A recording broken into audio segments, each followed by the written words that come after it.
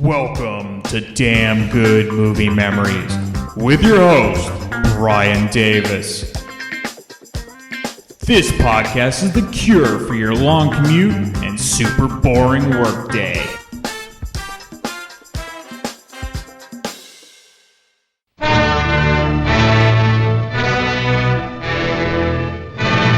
Announcing the return of the most glamorous motion picture ever made, David O. Selznick and Alfred Hitchcock bring you the Grand Slam prize winner that made motion picture history. Winner of the Academy Award, voted by America's critics as the best picture of the year. And now, as a result of a national poll, winning new honors as audiences throughout the country vote to see it again.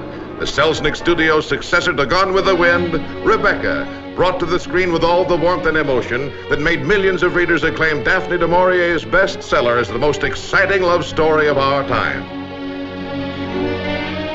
The fascinating Max de Winter lives on the screen in the person of Laurence Olivier.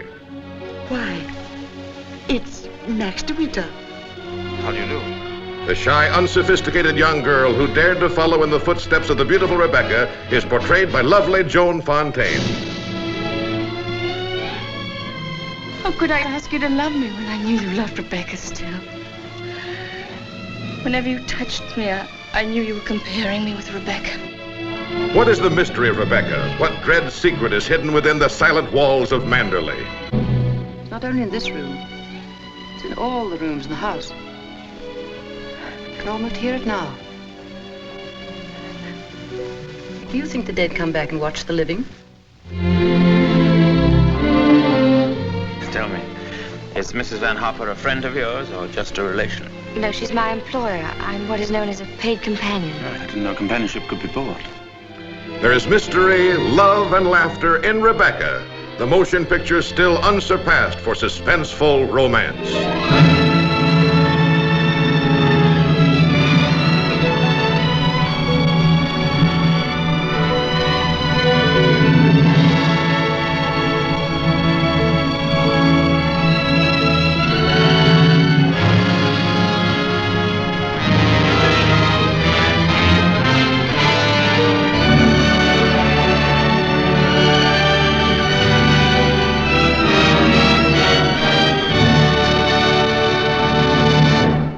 Hey there, it's Brian Davis, and for this week's episode, we're going to cover the movie Rebecca from 1940.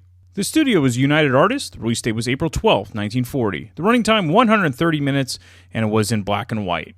Leonard Maltin from his classic movie guide gives it 4 out of 4 stars. He writes, Hitchcock's first American film is sumptuous. Stunning performances by Joan Fontaine and Judith Anderson. Haunting score by Franz Waxman. To this point, I've covered the bulk of Hitchcock's British films, beginning with 1935's The 39 Steps. Rebecca essentially marks the second phase of Hitchcock's long and storied career. I believe I first saw Rebecca at the Stanford Theater in Palo Alto, California when I was in college. Now, this setting was a good place to see this film as initially it didn't grab me like Psycho and Notorious or like The Birds did, but we'll get into the reasons why later. Let's get into the making of the film. So the pairing of Alfred Hitchcock and famed producer David O. Selznick was filled with many clashes, as both men were known to put their own stamps on the films they worked on. Hitchcock was very successful as a British film director, but Rebecca would be his first film specifically for the United States market. And O. Selznick was a very successful producer and had just come off one of the most successful films in history, Gone with the Wind. Selznick also went through a variety of directors on that film and was a notorious micromanager. Both men modeled themselves on Cecil B. DeMille. Hitchcock was the director version of DeMille, as Selznick was the producer version of DeMille. Both men had a larger-than-life personalities, but it was Selznick who was able to get Hitchcock to come to Hollywood, as that's what Hitchcock wanted for years to further his career. Originally, the film that Hitchcock was going to make in Hollywood was a version of Titanic.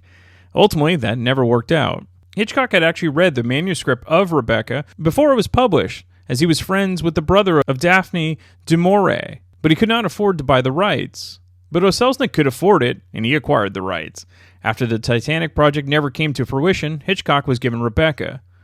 The novel was bought by Selznick for $50,000 as a vehicle for Carole Lombard, with the idea that he would attempt to get Ronald Colman for the male lead. According to Selznick's memos, When Colman put off accepting the part because he was afraid the picture would be a woman-starring vehicle, And because of the murder angle, O. Selznick turned to his second choice of the role, Laurence Olivier and William Powell. Olivier was willing to work for $100,000 less than Powell, so he was chosen. Leslie Howard was also considered for the part. Robert Donat was one of Hitchcock's choices for the character of Maxim de Winter. Melvyn Douglas and Walter Pidgeon were also considered, but they were rejected by O. Selznick. David Niven was deemed too young for the role. O. Selznick wanted a very faithful adaptation done on film, almost every scene recreated. But Hitchcock felt that was a bit much and stifled creativity on film, because he loved to break down the original story from novels and recreate it in his own style. To him, a book was just a basic premise, and when it came to film adaptations, he often didn't want to work on famous novels because he felt obligated to remain too faithful to the original novel. O. Selznick wasn't too pleased with the first draft of the screenplay Hitchcock turned in, and was the first of many clashes between the two. O. Selznick would micromanage filming, like he needed to be on set before Hitchcock said action. It's this type of overbearing work environment that Hitchcock certainly was not used to, as he had achieved a considerable level of success and autonomy in England when he was making his films.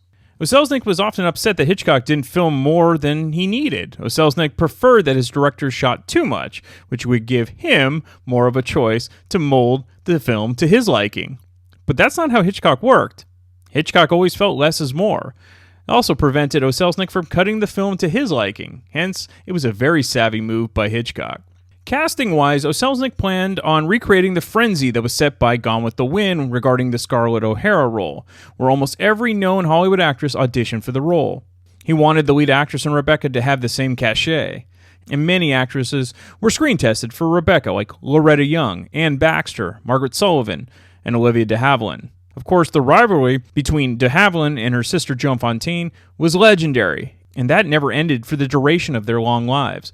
It's said that O. Selznick was very smitten with Fontaine, but Hitchcock was the one that initially picked her from her screen test. Now, at this point, Fontaine wasn't a complete unknown. She had begun acting in films in 1935 and had notable roles in successful films like Gunga Din and The Women. Hitchcock has always said he wanted to have both de Havilland and Fontaine in the film together, even if it was a small role, like having one of the actresses in the background and surprise each other without one of them knowing. It was typical dark humor from Hitchcock. Not everyone was smitten with Fontaine in the lead role, like Laurence Olivier, who instead wanted Vivien Leigh cast, whom he was romantically involved with at the time. They were married from 1940 to 1960. Ironically, Vivien Leigh's in the radio adaptation that I will play later at the end of this episode. Now, Olivier wasn't quite the legendary Sir Laurence Olivier at this point. That he would mold into during the 40s and 50s. But he was coming off the very successful film adaptation of Wuthering Heights with Merle Oberon. Because Olivier wanted Vivien Leigh to play the lead role, he treated Joan Fontaine horribly. And this really shook Fontaine up quite a bit. So Hitchcock, in his very conniving way, decided to capitalize on this by telling her everyone on the set hated her. And this made her shy and uneasy, just like he wanted from her performance. Hitchcock spent much of his time during the making of Rebecca making sure that he got the best performance out of Fontaine as possible, which he did. And then he did the exact opposite the next year when they made Suspicion, because he knew that Fontaine had the knowledge to pull off the role at that point. Through all the turmoil of different working styles, O. Selznick and Hitchcock remained friends for the rest of their lives. Alright, let's get into the film. So the film opens with the narration from Joan Fontaine. Now, the naming of the characters can be confusing through audio, as her character is simply called Mrs. De Winter. So for now, and possibly throughout this podcast, I'm just going to call her Joan to avoid confusion. Last night, I dreamt I went to Manderley again. It seemed to me I stood by the iron gate leading to the drive, and for a while I could not enter, for the way was barred to me. Then, like all dreamers, I was possessed of a sudden with supernatural powers and passed like a spirit through the barrier before me. The drive wound away in front of me, twisting and turning as it had always done. But as I advanced, I was aware that a change had come upon it. Nature had come into her own again, and little by little had encroached upon the drive with long, tenacious fingers. On and on wound the poor thread that had once been our drive. And finally, there was Manderley. Manderley, secretive and silent. Time could not mar the perfect symmetry of those walls. Moonlight can play odd tricks upon the fancy. And suddenly it seemed to me that light came from the windows. And then a cloud came upon the moon and hovered an instant like a dark hand before a face. The illusion went with it. I looked upon a desolate shell with no whisper of the past about its staring walls. We can never go back to Manderley again. That much is certain. But sometimes, in my dreams, I do go back to the strange days of my life, which began for me in the south of France.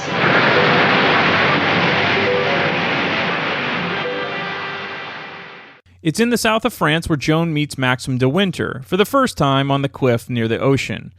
It looks like he's going to jump, and Joan shouts out for him to stop. Maxim is indignant and tells her to mind her business, and then they go their separate ways. Joan is traveling with Edith Van Hopper, played by Florence Bates, whom Joan works for. They run into Maxim at their hotel. Mrs. Van Hopper is a bit overbearing and berates Joan while she tries to flirt with Maxim. I'll never come to Monte Carlo out of season again. Not a single well-known personality in the hotel. Stone cold. Waiter, garçon, call him. Tell him to get me some... Why, it's Max de Winter. How do you do?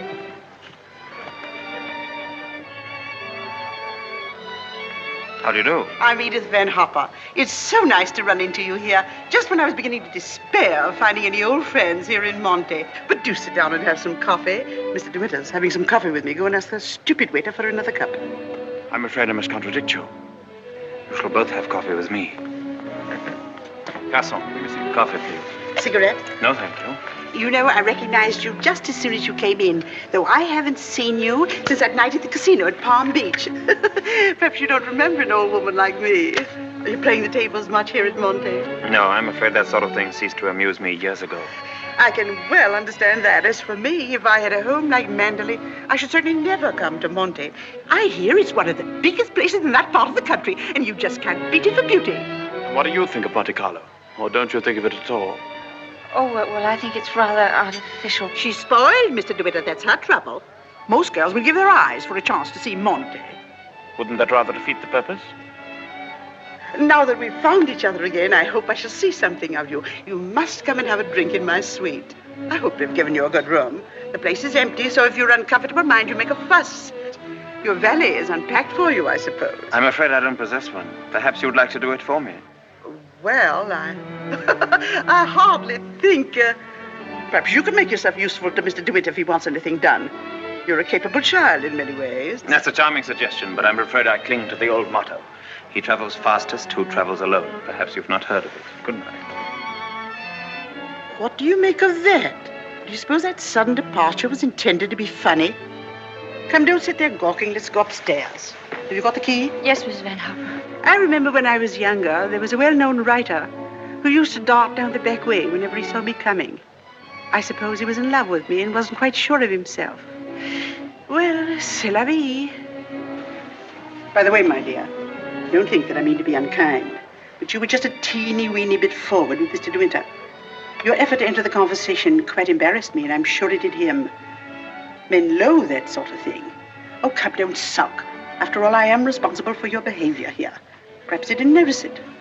Poor thing. I suppose he just can't get over his wife's death. They say he simply adored her. Joan now knows that Maxim is a widower. The next day, Joan and Maxim are at the same hotel restaurant for breakfast. They end up dining together and learn a little bit more about each other. Oh, how awkward of me. What a stupid thing to do. Oh, I'm so sorry. Please don't bother. It doesn't really matter. Oh, leave that. Go and lay another place at my table. Mademoiselle will have lunch with me. Oh, but I couldn't possibly. Why not? Oh, well, please don't be polite. It's very kind of you, but I'll be all right if they just change the cloth. I wasn't being polite. I should have asked you to have lunch with me, even if we hadn't upset the bar so clumsily. Come along. We needn't talk to each other if we don't feel like it. Well, thank you very much.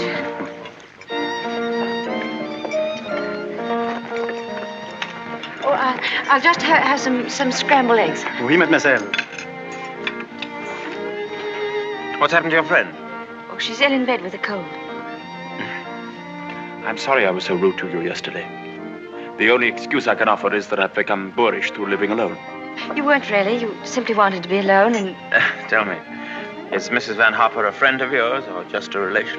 No, she's my employer. I'm what is known as a paid companion. I didn't know companionship could be bought. I looked up the word companion in the dictionary once. It said, a friend of the bosom. I don't envy you the privilege. Well, she's very kind, really, and I have to earn my living. Haven't you any family? No, my mother died years and years ago, and then there was only my father, and he died last summer. And then I took this job. How rotten for you. Yes, it was rather, because, you see, we got on so well together. You and your father? Yes, he was a lovely person, very unusual. What was he? A painter. Ah, was he a good one? Well, I thought so, but people didn't understand him. Yes, that's often the trouble. He painted trees. At least it was one tree. You mean he painted the same tree over and over again? Yes, you see, he had a theory that if you should find one perfect thing or place or person, you should stick to it. Do you think that's very silly? Not at all. I'm a firm believer in that myself. And what did you find to do with yourself while he was painting his tree? Well, I sat with him and I sketched a little. I don't do it very well, though. Oh, you're going sketching this afternoon? Yes. Where? I haven't made up my mind. I'll drive you somewhere in the car. Oh, no, please, I didn't mean... Oh, nonsense. Finish up that mess and we'll get along. Thank you, it's very kind of you, but I'm not very hungry. Oh, come on, eat it up like a good girl.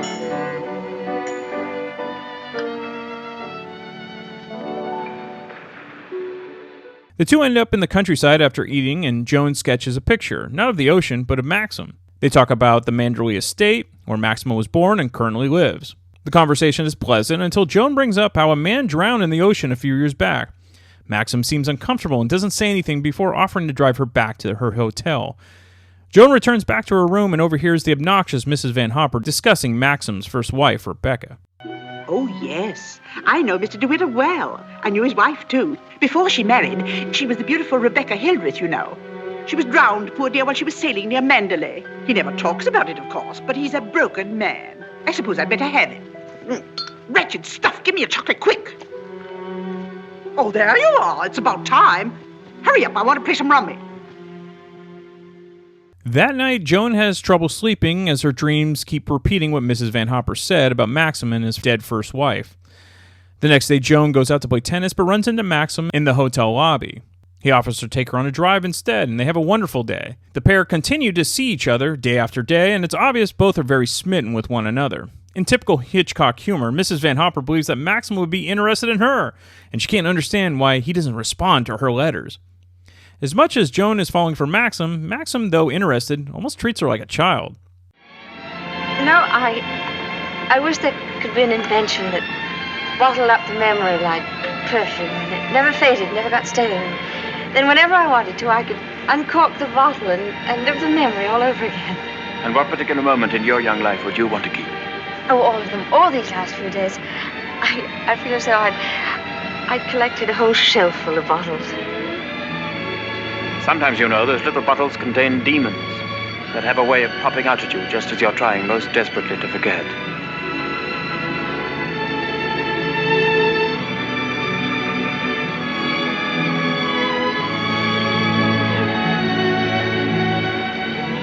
Stop biting your nails.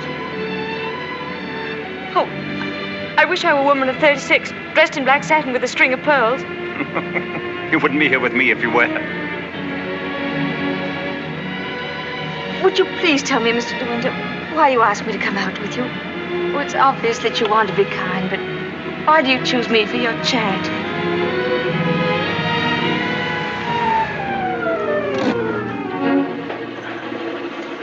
I asked you to come out with me because I wanted your company. You've blotted out the past for me more than all the bright lights of Monte Carlo. But if you think I just asked you out of kindness or charity, you can leave the car now and find your own way home. Go on, open the door and get out.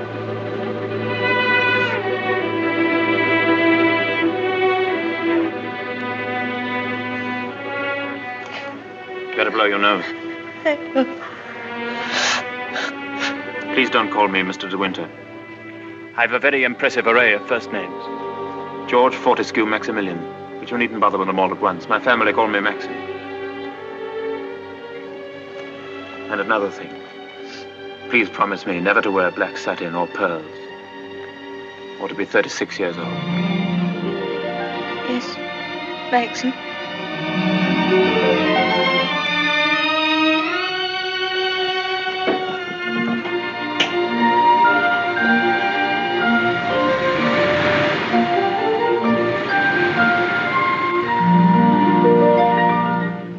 However, Mrs. Van Hopper receives notice that her daughter is getting married and she must return to New York at once. This means Joan must leave as well and no longer can see Maxim. Joan desperately tries her best to get in touch with Maxim but can't get a hold of him. Finally, the day she is to leave for New York, she goes up to his room. Hello? What are you doing here? Anything the matter? I've come to say goodbye. We're going away. What on earth are you talking about? It's true, we're going now, and I was afraid I wouldn't see you again.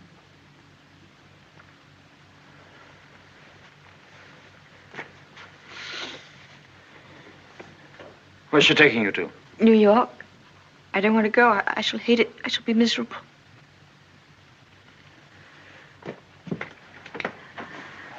I'll dress in here. I shan't be long. Which would you prefer? New York or Mandalay? Oh, please don't joke about it. Mrs. Van Hopper's waiting, and I'd better say goodbye now. I repeat what I said. Either you go to America with Mrs. Van Hopper, or you come home to Mandalay with me. You mean you want a secretary or something? I'm asking you to marry me, you little fool.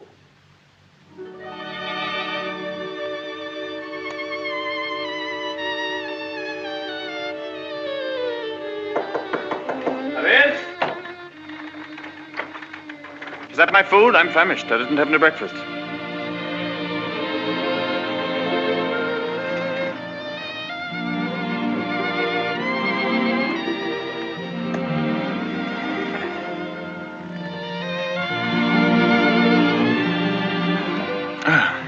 Suggestion didn't seem to go at all well. Sorry. Oh, but you don't understand. It's that well, I'm not the sort of person men marry. What on earth do you mean? I don't belong in your sort of world, for one thing. Well, what is my sort of world? Oh, well, Mandolin, you know what I mean. Well, I'm the best judge of whether you belong there or not. Of course, if you don't love me, that's a different thing. Fine blow to my conceit, that's all. Oh, I do love you. I love you most dreadfully. I've been crying all morning because I thought I'd never see you again.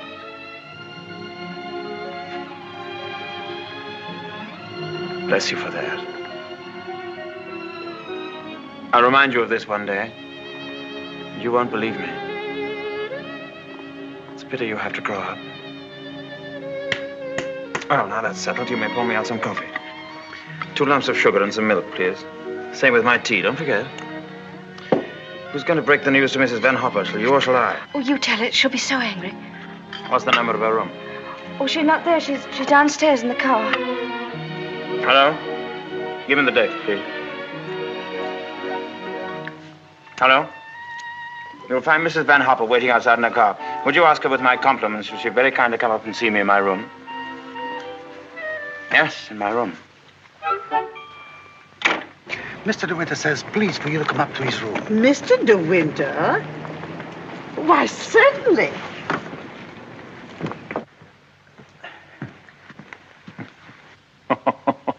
This isn't at all your idea of a proposal, is it? It should be in a conservatory.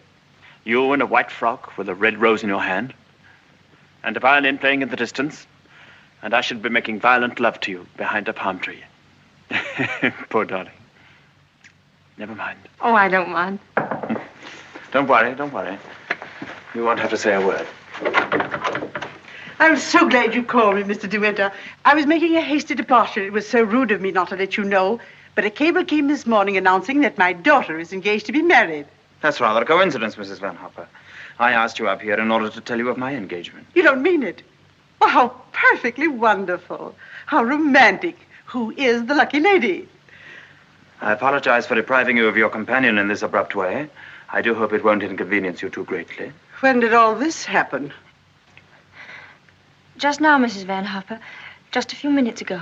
I simply can't believe it. And I suppose I ought to scold you for not having breathed a word of all of this to me. What am I thinking of? I shall give you both my congratulations and my blessings. I'm very happy for you both. When and where is the wedding to be? Here, as soon as possible. A whirlwind romance. Splendid. I could easily postpone my sailing for a week. This poor child has no mother, so I shall take responsibility for all the arrangements. Trousseau, reception, and everything, and I'll give the bride away. My luggage. Go down and tell the porter to take everything out of the car. Just a minute. We're most grateful, Mrs. Van Hopper, but I think we'd both prefer to have it all as quiet as possible. And I couldn't possibly allow you to change your sailing plans. Oh, good. No. Dear, I'll go down and see that your luggage is brought back. Thank you, Maxim. So this is what's been happening during my illness. Tennis lessons, my foot. I suppose I have to hand it to you for a fast worker. How did you manage it? Still waters certainly run deep. Tell me, have you been doing anything you shouldn't? I don't know what you mean. Oh, well, never mind. I always did say that Englishmen have strange tastes. But you certainly have your work cut out as mistress of Manderley. To be perfectly frank with you, my dear, I can't see you doing it. You haven't the experience. You haven't the faintest idea of what it means to be a great lady. Of course, you know why he's marrying you, don't you? You haven't flattered yourself that he's in love with you. Fact is, that empty house got on his nerves to such an extent, he nearly went off his head. He just couldn't go on living alone. You better leave, Mrs. Van Hopper. You'll miss your train.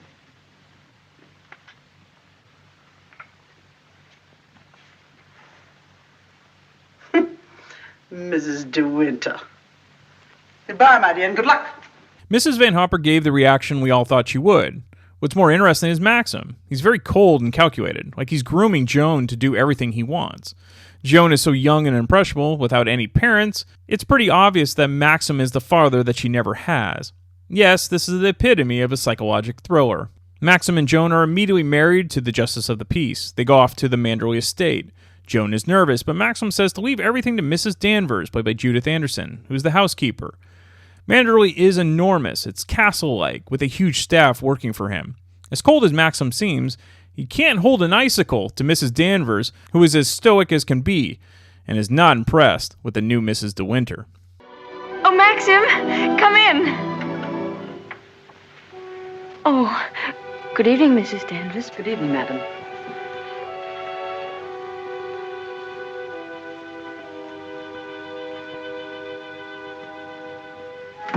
I hope Alice was satisfactory, madam. Oh, yes, thank you. Perfectly. She's the parlor maid. She'll have to look after you until your own maid arrives. Oh, but I haven't a maid. I'm sure Alice will do very nicely. I'm afraid that would not do for very long, madam. It's usual for ladies in your position to have a personal maid. I hope you approve the new decoration of these rooms, madam. Oh, I didn't know it'd been changed. I hope you haven't been to too much trouble. I only followed out Mr. De Winter's instructions. Oh, well, what did it look like before? It had an old paper and different hangings. It was never used much, except for occasional visitors. Oh, then it wasn't Mr. De Winter's room originally. No, madam. He's never used the east wing before. Of course, there's no view of the sea from here. The only good view of the sea is from the west wing. The room's very charming, and I'm sure I'll be comfortable. If there's anything you want done, madam, you have only to tell me. I suppose you've been at Manderley for many years, longer than anyone else. Not so long as Frith. He was here when the old gentleman was living, when Mr. De Winter was a boy. Oh, I see, and you didn't come till after that.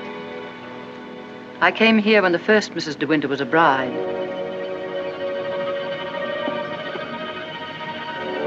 Mrs. Danvers, I do hope we'll be friends.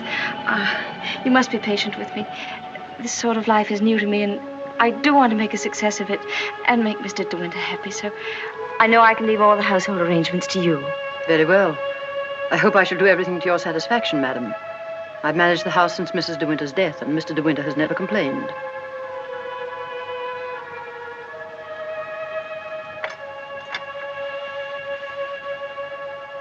I think I'll go downstairs now.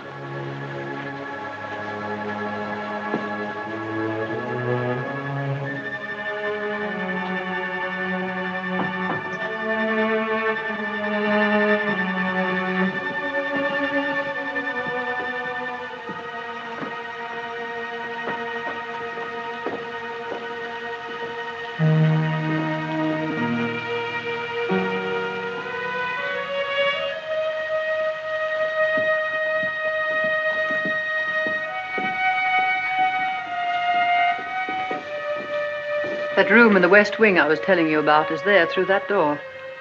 It's not used now. It's the most beautiful room in the house. The only one that looks down across the lawns to the sea.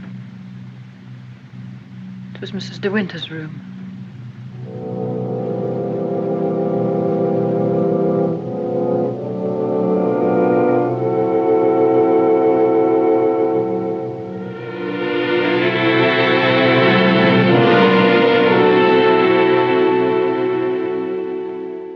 It's the way Mrs. Danvers kind of looks off, almost like she's hypnotized when she mentions Rebecca. Also, as you just heard, the score is very well done, adding to the eeriness and the mystery of the story. Joan meets the estate manager and Maxim's friend named Frank Crawley, played by Reginald Denny. Joan has difficulty living the wealthy life, as she serves herself food and drinks, as the servants constantly ask if she needs anything, along with the fact that Rebecca's belongings still appear throughout the estate, like her monogram napkins. Even the dog Jasper, while not mean to Joan, isn't very interested in warming up to her initially either. It's like the ghost of Rebecca still lives at Manderley.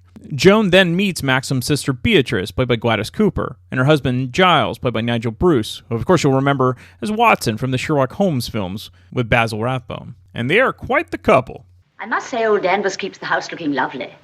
She certainly learnt that trick of arranging flowers from Rebecca. I wonder how she likes it now, being ordered about by an ex-chorus girl.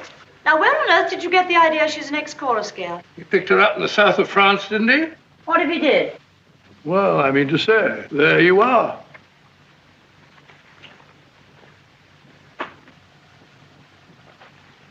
How do you do? I'm Maxim's wife. How do you do?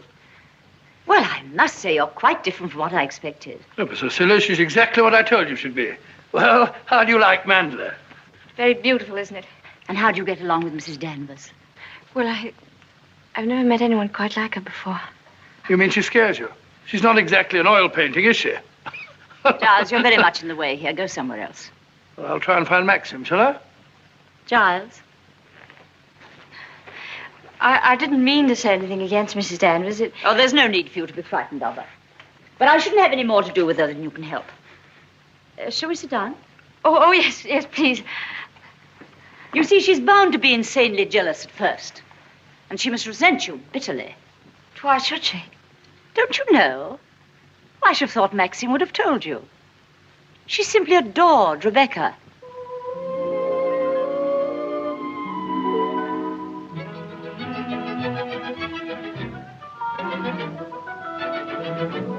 How are you, Robert? Quite well, thank you, madam. Still having trouble with your teeth? Unfortunately, yes, madam. You should have them out. All of them. Wretched nuisances, teeth. Thank you, madam. Oh, what a plateful. Do you hunt? No, I don't. I'm afraid I don't even ride.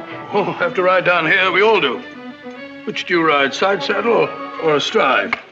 Oh, yes, of course, I forgot you don't, do you? You must. Nothing else to do down here. Maxim, when are you going to have parties here again like the old days? Oh, I haven't thought about it. But everyone's dying to see you and... Yes, I bet they are. Why don't you have the masquerade ball again this summer? My dear, are you fond of dancing? Well, I love it, but I'm not very good at it. Do you rumble? I've never tried. You must teach me. I say, but I'm trying to find out exactly what your wife does do. She sketches a little. Sketches? Well, not this modern stuff. I hope you know portrait of a lampshade upside down to represent a soul in torment. Don't sail, do you? No, I don't. Thank goodness for that. Huh?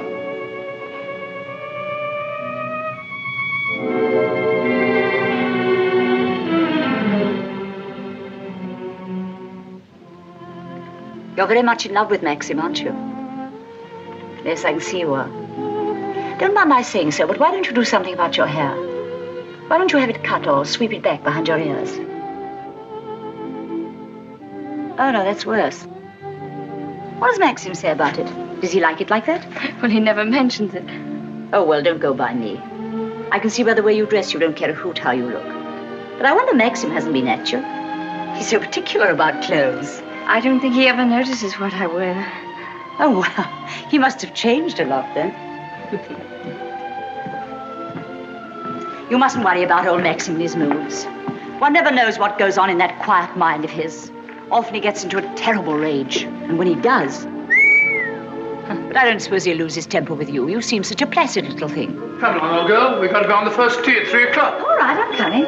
Well, goodbye, Maxim, old boy. Goodbye, Giles. Thanks for coming, old boy. Goodbye, my dear. Forgive me for asking you so many rude questions. We both really hope you'll be very happy. Thank you, Beatrice. Thank you very much. And I must congratulate you upon the way Maxim looks. We were very worried about him this time last year. But then, of course, you know the whole story. Goodbye, Beatrice, darling. Hello, boy. Yes, there is.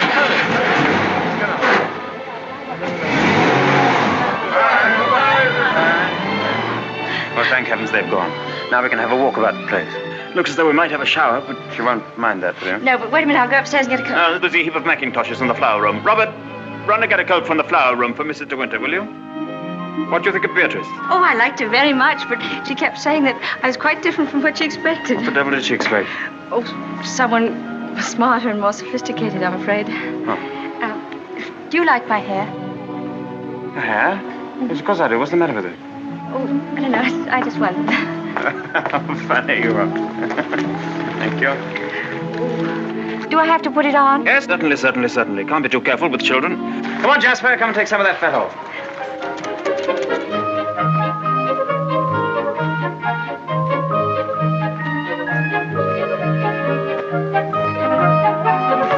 Jasper!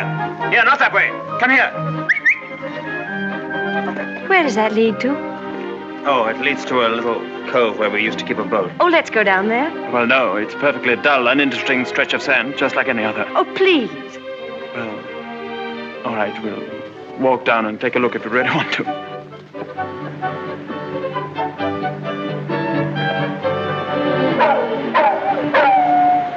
That's Jasper. There must be something wrong. Perhaps he's hurt himself. No, he's all right. Leave him alone. Don't you think I'd better go and see? Don't bother about him, I tell you. He can't come to any harm. He'll find his own way back.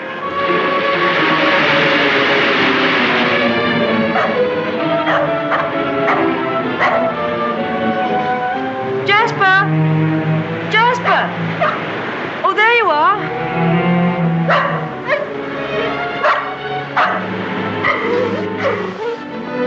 What do you want in there, Jasper? Come on. Let's go home. Jasper.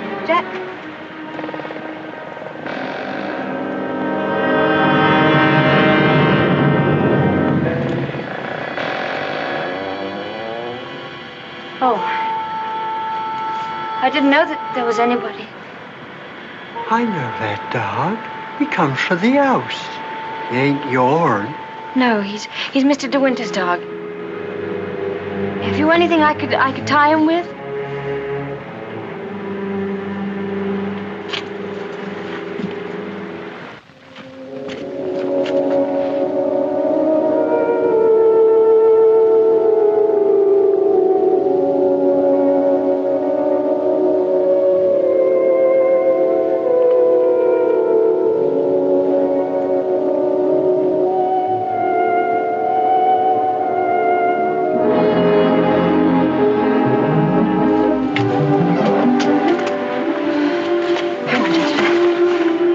Tell anyone you saw me in there, will you?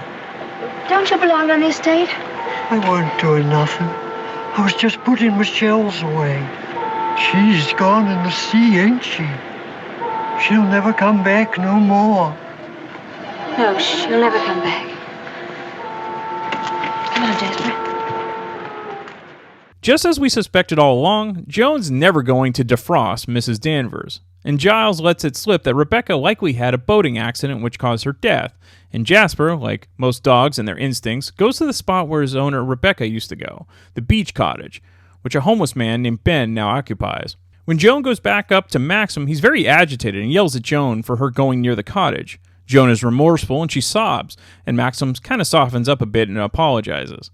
Though when she looks at her handkerchief to dry her tears, given to her by Maxim, it's the insignia of R. She can never escape Rebecca. Joan talks to Frank later on and gets more details about the death of Rebecca. Hello, come in. Oh, please don't get up, Mr. Crawley. I was just wondering if you meant what you said the other day about showing me the run of things. Of course I did. What are you doing now? Notifying all the tenants in the celebration of Maxim's return with his bride, this week's rent will be free. Oh, was that Maxim's idea? Oh, yes. All the servants get an extra week's wages, too. Oh, he didn't tell me. Can't I help you? I could at least lick the stamps. Well, that's terribly nice of you. Won't you sit down? Oh, yes, thank you.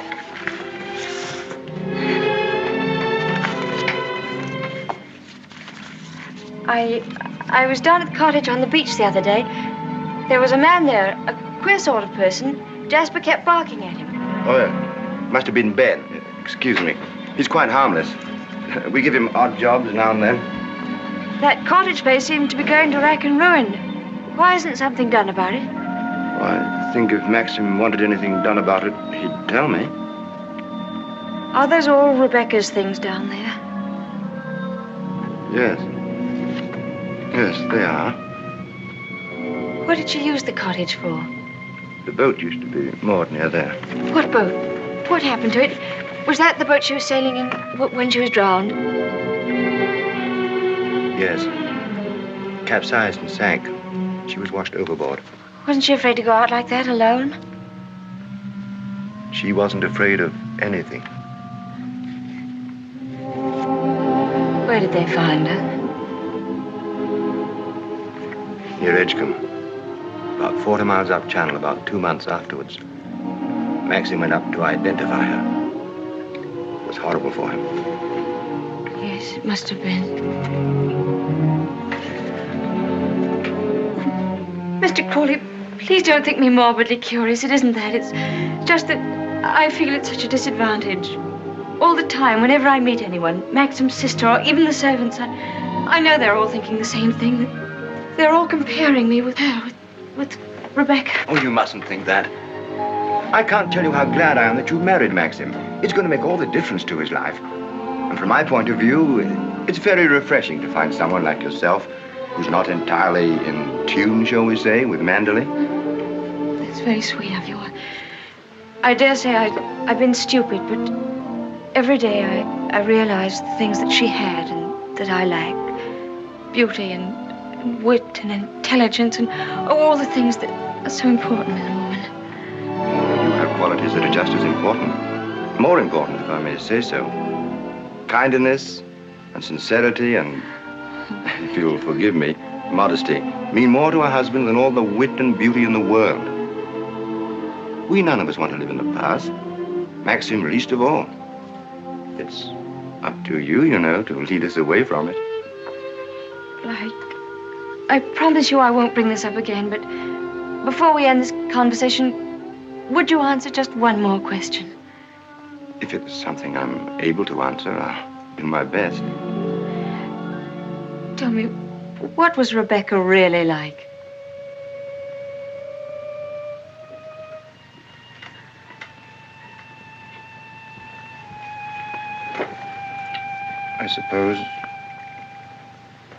I suppose she was the most beautiful creature I ever saw. Yeah, that's got to be the type of pick-me-up for a woman's ego. Joan decides to study fashion magazines in an attempt to be more glamorous. Maxim isn't very impressed with Joan's new look and sort of downplays it.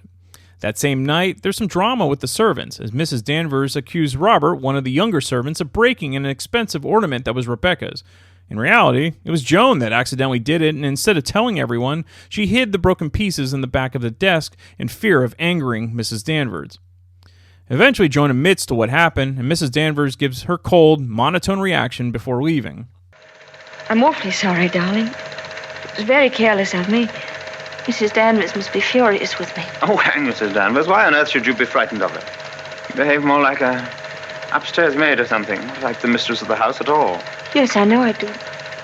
But I feel so uncomfortable. I try my best every day, but it's very difficult with people looking me up and down as if I were a prize cow.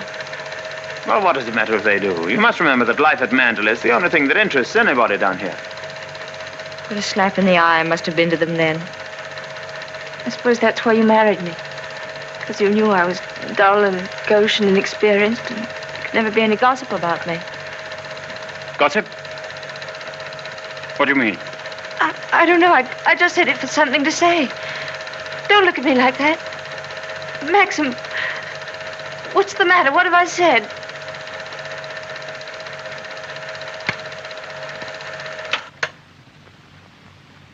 Wasn't wasn't a very attractive thing to say, was it? No. It was rude, hateful.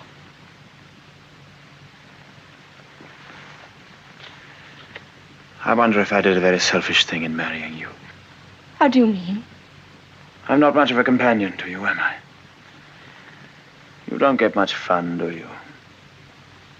You ought to have married a boy. Someone of your own age. Maxim, why do you say this? Of course we're companions. Are we? I don't know. I'm very difficult to live with. No, you're not difficult. You're easy, very easy. Our marriage is a success, isn't it? A great success? We're happy, aren't we? Terribly happy.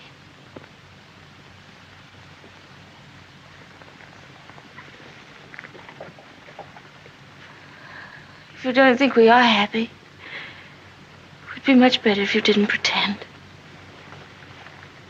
I'll go away. Why don't you answer me? How can I answer you when I don't know the answer myself? If you say we're happy, let's leave it at that. Happiness is something I know nothing about. Boy, it really sounds like an awesome marriage, huh? Joan is unhappy and cries alone while Maxim goes up to London for business. Suddenly, Joan decides to go to the West Wing, which hasn't been used since the death of Rebecca. However, she overhears a strange man's voice speaking to Mrs. Danvers. The man is named Jack, played by George Sanders. Looking for me? Oh, I didn't make you jump, did I? No, of course not. I didn't quite know who it was. Yes. You're pleased to see me, aren't you, old boy? I'm glad there's someone in the family to welcome me back to Manderley. And, how is dear old Max? Very well, thank you. I hear he went up to London, left his little bride all alone. It's too bad. Isn't he rather afraid that somebody might come down and carry you off? Danny, all your precautions were in vain. The mistress of the house was hiding behind the door. Oh, what about presenting me to the bride? This is Mr. Favell, madam. How do you do? How do you do? Won't you have some tea or something? Well, now, isn't that a charming invitation? I've been asked to stay to tea, Danny, and I have a good mind to accept. Oh, well, perhaps you're right. Pity, just we're getting on so nicely. We mustn't lead the young bride astray, must we, Jasper? Goodbye. It's been fun meeting you. Oh, and by the way, it would be very decent of you if you didn't mention this little visit to your revered husband. He doesn't exactly approve of me. Very well. That's very sporting of you. I wish I had a young bride of 3 months waiting for me at home. I'm just a lonely old bachelor. Fare thee well.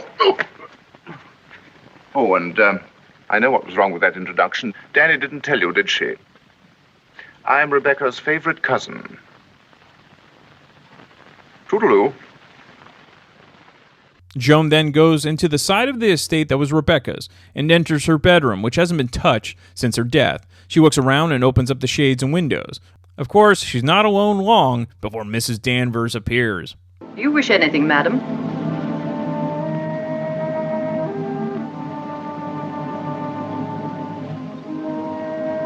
I didn't expect to see you, Mrs. Danvers. I noticed that the window wasn't closed, and I came up to see if I could fasten it. Why did you say that? I closed it before I left the room. You opened it yourself, didn't you? You've always wanted to see this room, haven't you, madam? Why did you never ask me to show it to you? I was ready to show it to you every day.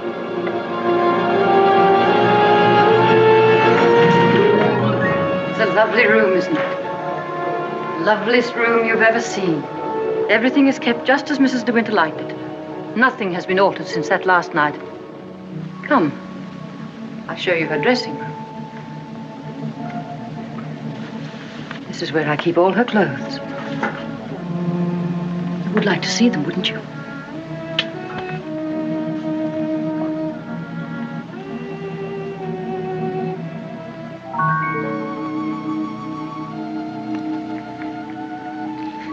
Feel this. It was a Christmas present from Mr. De Winter. He was always giving her expensive gifts, the whole year round. I keep her underwear on this side. They were made specially for her by the nuns in the convent of St. Clair. I always used to wait up for her, no matter how late. Sometimes she and Mr. De Winter didn't come home until dawn. While she was undressing, she'd tell me about the party she'd been to. She knew everyone that mattered. And everyone loved her. When she'd finished her bath, she'd go into the bedroom and go over to the dressing table.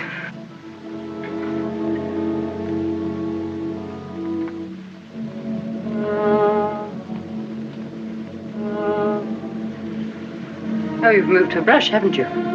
There, that's better. Just as she always laid it down. Come on, Danny. Hair drill, she would say. And I'd stand behind her like this and brush away for 20 minutes at a time. And then she would say, "Good night, Danny," and step into her bed.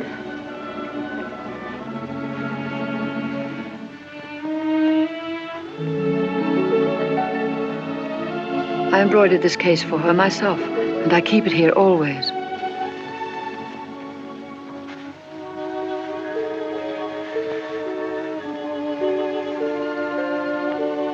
Did you ever see anything so delicate?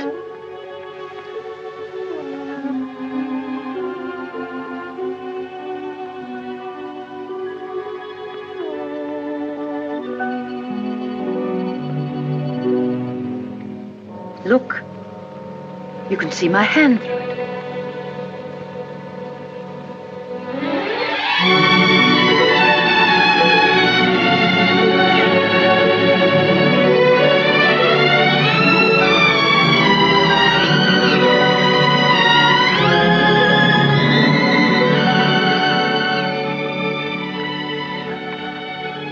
You wouldn't think she'd been gone so long, would you? Sometimes when I walk along the corridor, I fancy I hear her just behind me. That quick, light step. I couldn't mistake it anywhere. It's not only in this room. It's in all the rooms in the house. I can almost hear it now. Do you think the dead come back and watch the living? I don't believe it. Sometimes. I wonder if she doesn't come back here to Manderley. Watch you and Mr. De Winter together. You look tired. Why don't you stay here a while and rest? And listen to the sea. So soothing. Listen to it.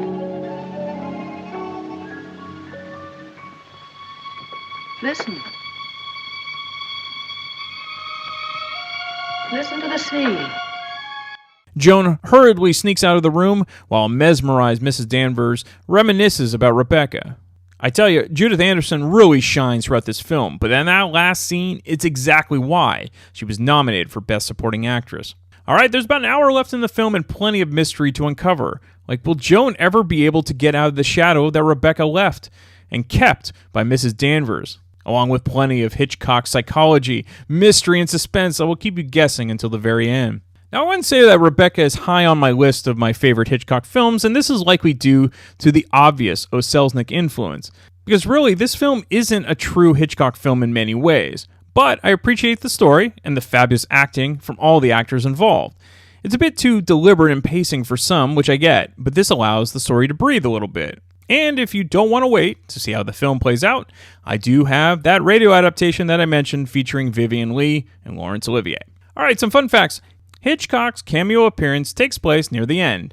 He is seen walking. His back is turned to the audience outside of a phone box just after Jack completes a call. So Rebecca was nominated for 11 Oscars and it won 2. It won for Outstanding Production, which was given to David O. Selznick, and Best Cinematography, Black and White. The other nominations were Best Director for Hitchcock. He lost to John Ford for Grapes of Wrath. Best Actor to Laurence Olivier. He lost to James Stewart for The Philadelphia Story. Best Actress to Joan Fontaine. She lost to Ginger Rogers for Kitty Foyle. As I mentioned, Best Supporting Actress, Judith Anderson lost to Jane Darwell for Grapes of Wrath. Best Screenplay lost to The Philadelphia Story. Best Art Direction Black and White lost to Pride and Prejudice. Best Film Editing lost to Northwest Mounted Police. Best Original Score lost to Pinocchio. And the Best Special Effects lost to The Thief of Baghdad. Just so you know, Alfred Hitchcock never won a Best Director Oscar. Now this is a spoiler, so you can skip this part if you wish. At the very end scene during the house fire, O. Selznick wanted the smoke to create the shape of the letter R. Very cheesy and never happened because obviously Hitchcock nixed it. So watching the film with modern eyes, you can almost see that the Mrs. Danvers character having a lesbian attraction to Rebecca, the way she was almost in a hypnotic state when she reminisces about her. But according to Judith Anderson, this was never the intention. But you can see how this might fit the story since Hitchcock had a way of inferring things without actually saying it. So per Hitchcock's instructions, Judith Anderson rarely blinks her eyes while playing Mrs. Danvers. In addition, Mrs. Danvers is hardly seen walking, she seems to glide. Hitchcock wanted her to be seen solely from Joan Fontaine's character's anxious point of view, and this effect tied in with her fear about Mrs. Danvers appearing at any time, unexpectedly. So due to the success of this movie in Spain, the specific jackets that Joan Fontaine wore during the movie began to be known as Rebecca's, and the word Rebecca is still used nowadays to refer to this item of clothing. O. Selznick was so thrown by Hitchcock's methods that he began to question some of his own judgment. He asked his wife Irene to come to the studio to look at some of the footage, a practice he rarely exercised.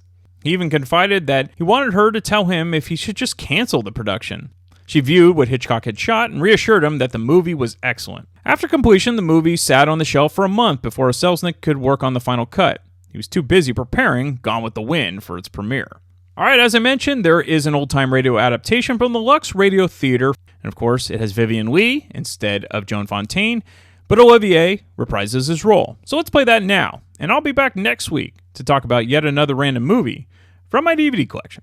Lever Brothers Company, the makers of Lux Toilet Soap, bring you the Lux Radio Theater, starring Vivien Leigh and Laurence Olivier in Rebecca. Ladies and gentlemen, your producer, Mr. William Keighley.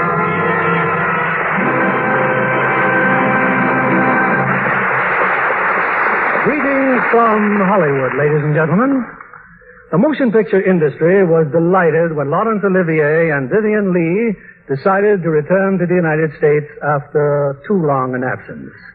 As you know, they're recognized as two of England's finest artists. We've honored Miss Leigh with our Academy Award for her performance as Scarlett O'Hara and Mr. Olivier for his Hamlet. So I was especially delighted I was able to persuade them to appear on the Lux Radio Theater. Since they're sailing next week for England, their schedule is extremely tight, and we consider it a rare privilege to have them in their first and only radio appearance together on our stage. We chose David O. Selznick's immortal screenplay, Rebecca. First, because of Laurence Olivier's brilliant characterization in his original role of Maxime de Winter. And second, because the role of Mrs. de Winter is tailored to the charm and acting ability of Vivien Leigh. We regret that Sir Lawrence and Lady Olivier can't stay longer in our country. But we hope when they sail next week for England, they'll take along plenty of Lux toilet soap. Vivien Leigh has been a friend of Lux for years.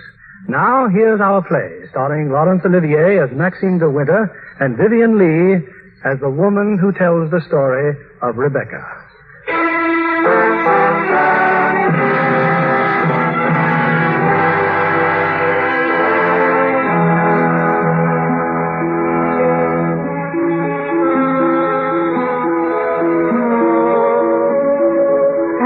I dreamt I went to Mandalay again.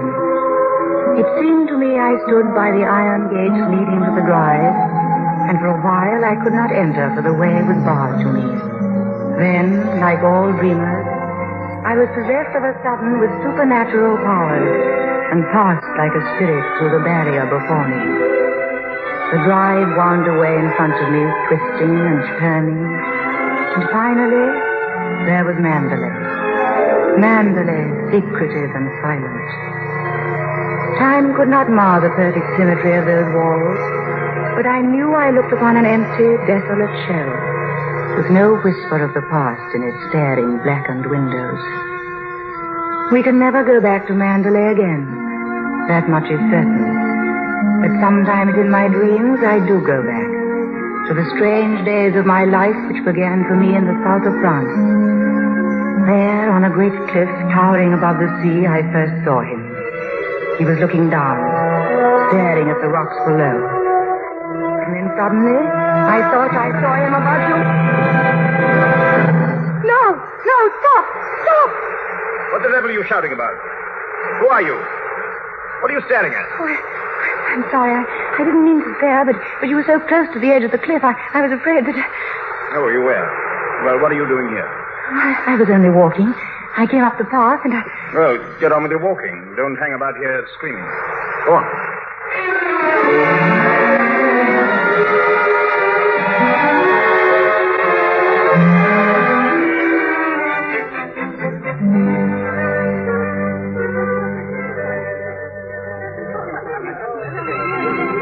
I'll never come to Monte Carlo out of season again. Not a single well-known personality in the hotel. Coffee stone cold. Waiter, garçon. I don't believe he can hear you, Mrs. Van Hopper. Well, get him. What are you being paid for, girl? Oh, that's Max de Winter. Look, see him coming this way. What are you looking so surprised about? I saw him today on the cliff path. Mr. de Winter, how do you do? How do you do? I'm Edith Van Hopper. Do you remember me? It's so nice to run into you here. Do sit down and have some coffee. Mr. Winter's having some coffee with me. You may go. Of course. I'm afraid I must contradict you. If we'll both have coffee with me. Garçon, coffee, please. Oui, monsieur. You know, I recognized you just as soon as you came in. Are you playing the tables much here at Monte? No, I'm afraid that sort of thing ceased to amuse me years ago. Oh, I can well understand that. If I had a home like Mandalay, I should certainly never come to Monte. I hear it's one of the biggest places in that part of the country, and you just can't beat its reputation. A cigarette, Mrs. Van Hopper. Oh, thank you. And you? Oh, no, thank you. And what do you think of Monte Carlo? Or don't you think of it at all? Well, I think it's rather artificial. She's spoiled, Mr. De Winter. That's her trouble. Most girls would give their eyes for the chance to see Monte. Wouldn't that rather defeat the purpose? Well, now that we've found each other again, I do hope I shall be seeing something of you. Your valet's unpacked for you, I suppose. I'm afraid I don't possess one. Perhaps you'd like to do it for me. Oh, well, this young lady might make herself useful. She's a capable child in many ways, aren't you, dear? Mrs. Van That's a charming suggestion, but I'm afraid I cling to the old motto. He travels fastest who travels alone. Perhaps you've not heard of it. Good night. What do you make of that? Do you suppose that sudden departure was intended to be funny? Oh, perhaps he didn't quite realize how it looked. Poor thing. I suppose he just can't get over his wife's death. They say he simply adored her.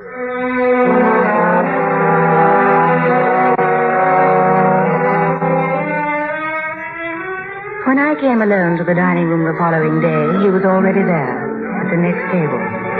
As I sat down, I paid the penalty of my awkwardness. I knocked over a vase of flowers, the water soaking the cloth. Mademoiselle? Oh, I'm so sorry. What a stupid thing to do. You can leave that, waiter. Go and let another place at my table. Mademoiselle will have lunch with me. Oui, Oh, no, I couldn't possibly. Why not? Oh, please don't be polite. It's very kind of you, but... I wasn't being polite. I should have asked you to lunch with me even if you hadn't been so clumsy. Sit down. We needn't talk to each other if we don't feel like it. Well, thank you very much. What's happened to your friend? Oh, she's ill in bed with a cold. Oh. I'm sorry I was rude to you yesterday. The only excuse I can offer is that I have become boorish through living alone. You weren't really. You just wanted to be by yourself. Tell me, is Mrs. Van Hopper a friend of yours or just a relation? No, she's my employer. I'm what is known as a paid companion. I didn't know the companionship could be bought. Is that a sketching pad? Do you sketch? Yes, a little. Were you going sketching this afternoon? Yes. Where? Oh, I haven't made up my mind. I'll drive you somewhere in the car. Oh, no, please don't. I don't Nonsense. Order your lunch and we'll get along.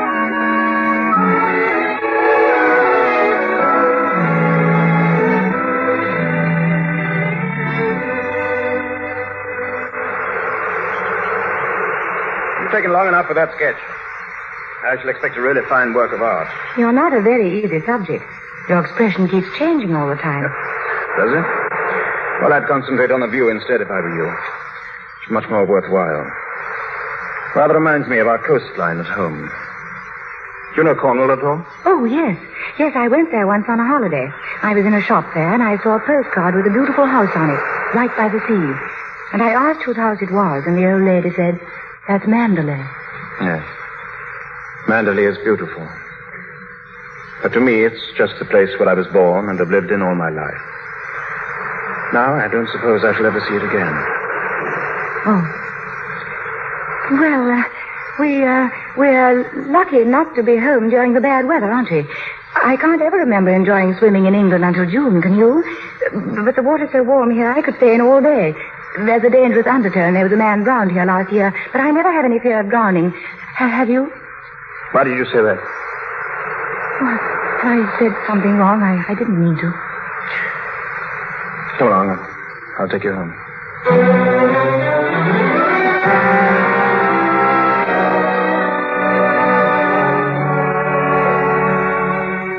That night I learned the reason for his strangeness. I was late getting back to the hotel. As I opened the door of Mrs. Van Hopper's suite, I heard her talking to someone on the telephone. Oh, yes, I knew him quite well. I knew his wife, too. She was the beautiful Rebecca Hildreth, you know. The most glamorous creature in all England. She was drowned, poor thing, while she was sailing near Mandalay.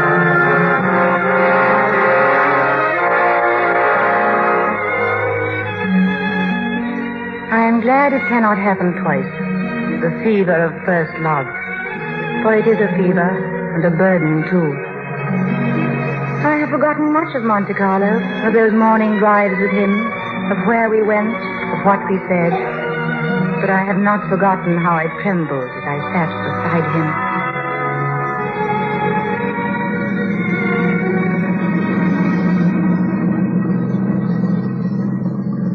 You know, I wish there could be an invention that bottled up the memory like perfume. And then, whenever I wanted to, I could uncork the bottle and live the memory all over again. And what particular moment in your young life would you want to keep? Oh, all of them. All of these last few days. Sometimes, you know, those little bottles contain demons that have a way of popping out at you, just as you're trying most desperately to forget. Yes, of course. Stop biting your nails. Oh, I didn't know I was a... Would you please tell me, Mr. De Winter, why you asked me to come out with you?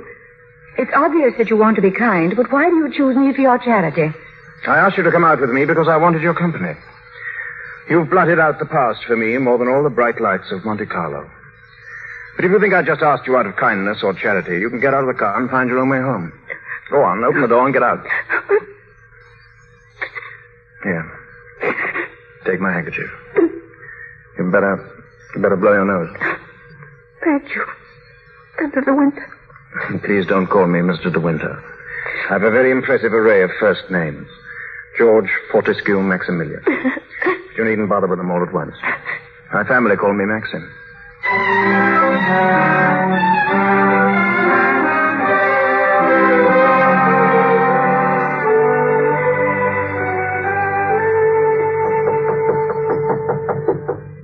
Come in. Well, hello. What are you doing here? Anything the matter? I've come to say goodbye, Maxim. We're going away. What on earth are you talking about? But it's true. We're going now. I was afraid I wouldn't see you again. Where's she taking you to? New York. I don't want to go. I shall hate it. I shall be miserable. You mind if I finish shaving? I shan't be long. But I can't stay. Tell me something. Which would you prefer, New York or Mandalay? Oh, please don't joke about it. Mrs. Van Hopper's waiting, and I'd better say goodbye now. Repeat what I said. Either you go to America with Mrs. Van Hopper, or you come home to Mandalay with me. You mean you want a secretary or something? I'm asking you to marry me, you little fool. Marry you? Well, my suggestion doesn't seem to have gone at all well. I'm sorry. Oh, but you don't understand. It's that... Well, I'm not the sort of person men marry. Well, that's what you mean. I don't belong in your sort of world, for one thing. What is my sort of world? Well, Mandalay. Oh, you know what I mean. Well, I'm the best judge of whether you belong there or not. Of course, if you don't love me, that's a different thing. Fine blow to my conceit, that's all. I do love you. I love you most dreadfully. I've been crying all morning because I thought I'd never see you again. Bless you for that. I'll remind you of this one day, and you won't believe me. It's a pity you have to grow up.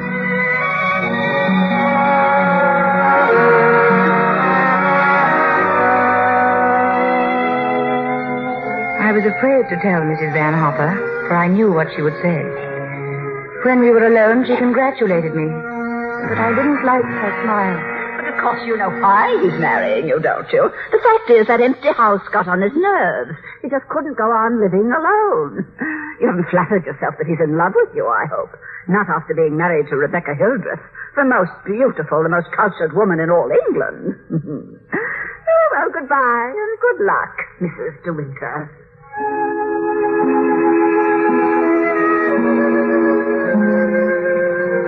We were married that evening in a little village near the sea. And in May, we came to Mandalay. We arrived early in the evening. It was raining as we drove through the high iron gates. The bride twisted and turned as a serpent. And then suddenly, there was the house. Mandalay. A thing of grace and beauty. And yet somehow, almost frightening. As we came into the great hall, I saw that it was crowded with people. The staff of the house and the estate. They stood silent and curious, gazing at me. And then someone advanced from the sea of faces. She was tall and gaunt, dressed in deep black, and her prominent cheekbones and hollow eyes gave her a sort of skulled face. This is Mrs. Danvers. You don't have to worry about the house at all, darling. Mrs. Danvers takes care of everything. Good evening, Mrs. Danvers. Good evening, madam. I have everything in readiness for you. Oh, that's very good of you. Will you go to your room now, madam, or will you have tea in the library? Why, I don't think... The room first, Mrs. Danvers. Yes, sir. This way, if you please, madam.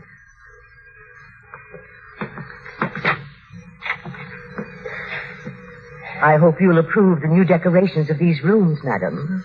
Oh, I didn't know that they'd been changed. What did it look like before? It had an old paper and different hangings. It was never used much, except for occasional visitors.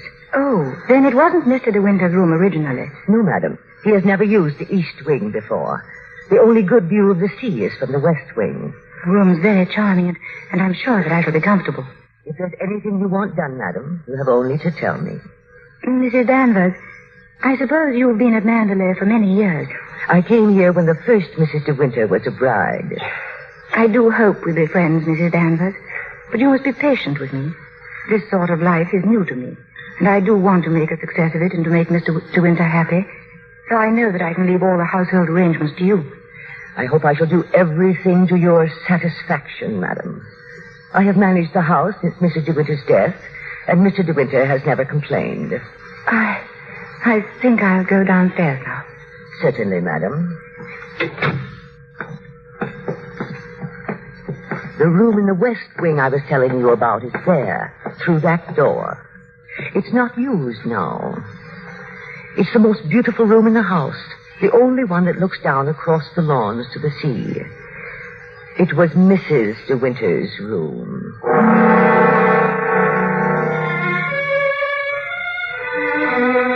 I knew even then that Mrs. Danvers despised me, standing there watching me, laughing silently at my awkwardness, telling me over and over that there had been another before me, the beautiful Rebecca Hildreth.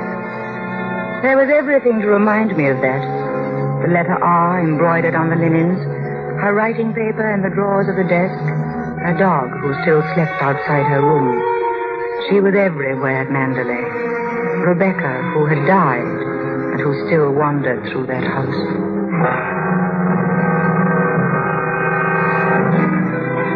I met someone else the next morning when I came down to breakfast. Oh, good morning. Good morning. You're Mrs. De Winter, aren't you? Yes. My name's Crawley. I manage the estate for Maxim. Awfully glad to meet you. How do you do? Fifth lot of stuff piled up while Maxim was away. Yes, I'm sure there must have been. I do wish I could help you with some of it. Help him? Frank never allows anyone to help him. Like an old mother hen with his bills and rents and taxes. Come on, Frank. We must go over these estimates. I'll get my papers. You'll find quantities of breakfast over there, darling. But you must eat it all, or cook will be mortally offended. I'll do my best, Maxim. Later on this afternoon, maybe, we'll take a walk around the estate. Just you and I, darling. There's a good deal I'd like you to see. I'll be ready, Maxim. Anytime.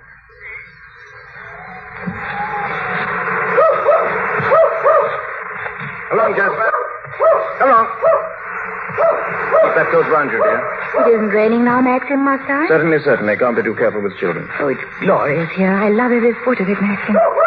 Jasper, here. Not that way. Jasper, come back. He went down those steps by the cliff.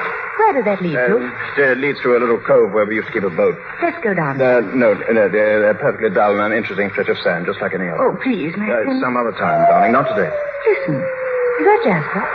There must be something wrong. Perhaps he's ready. Oh, he's all right. Leave him alone, dear. I think I'd better go. No, come back. Don't bother about him, I tell you. He can't come to any harm. He'll find his own way back.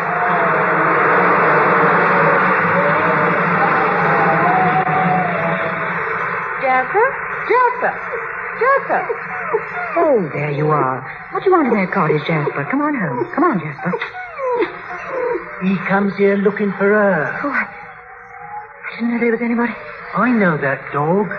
He comes from the house. He ain't yours. No, he's Mr. De Winter's dog. I know that dog. He comes down looking for her. Whose cottage is it? Mrs. De Winter. Oh. Come here, Jasper. You won't tell anyone you saw me in here, will you? Don't you belong on the estate? Yes, but I wasn't doing nothing. I was just putting my shells away. She's gone in the sea, ain't she? She'll never come back no more. No, she'll never come back. Come on, Jasper. Come on, boy.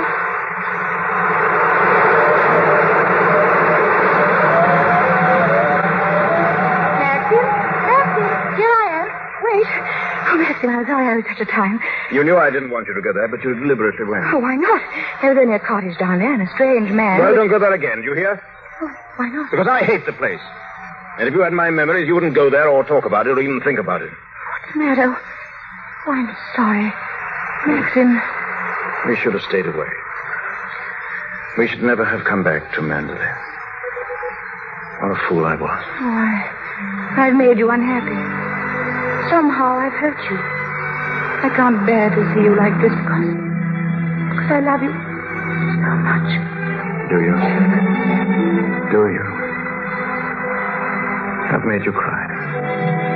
Forgive me. I sometimes seem to fly off the handle for no reason at all, don't I?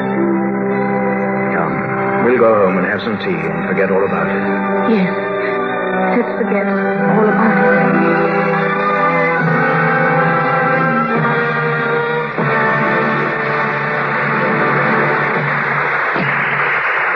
Act 2 of Rebecca, starring Laurence Olivier as Maxim and Vivian Lee as Mrs. De Winter.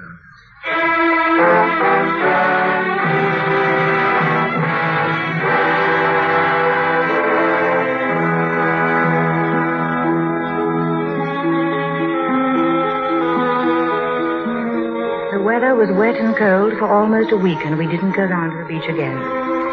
But I couldn't forget the dark, lost look in Maxim's eyes when we came up the path through the woods. It was my fault. I'd gone down to that cottage. I seemed to have opened up a road into the past, and now, because of it, there was a barrier between us.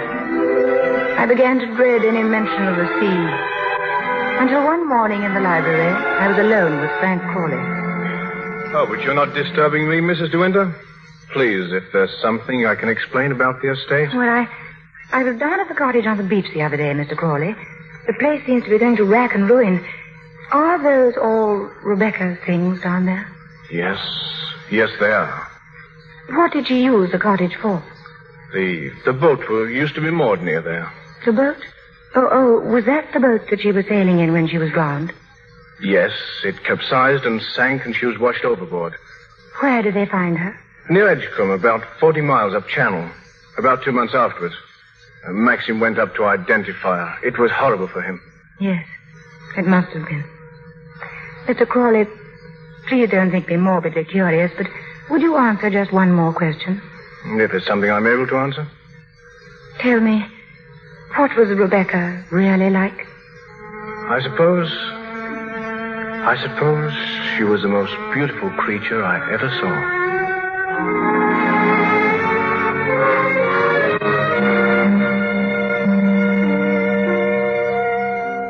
Maxim had to go off to London at the end of June, some business at the estate. Frank Crawley had gone along with him, and I was alone at Mandalay. I was surprised one evening to hear voices coming from the west wing, from the room that had been Rebecca's. I recognized one as Mrs. Danvers. The other was a man's voice, a stranger. I really don't think it was wise for you to come here, Mr. Jack. No, nonsense. It's been just like coming back home. I must say I feel a little like the poor relations sneaking around through back doors. Well, toodaloo, Danny. Goodbye, Mr. Jack. And please be careful. I will, don't worry. Oh, hello. Good evening. Oh, Danny, all your precautions were in vain. The mistress of the house was hiding behind the door. Oh, I wasn't really. I heard voices. What about presenting me to the bride, Danny? This is Mr. Favell, madam. How do you do? How do you do? Won't you have some tea or something? Now, isn't that a charming invitation? I've been asked to stay to tea, Danny. It's rather late. Oh, well, perhaps you're right. And we mustn't lead the bride astray, must we? Goodbye. Oh, and I know what was wrong with our introduction. Danny didn't tell you, did she? I'm Rebecca's favorite cousin. Toodaloo.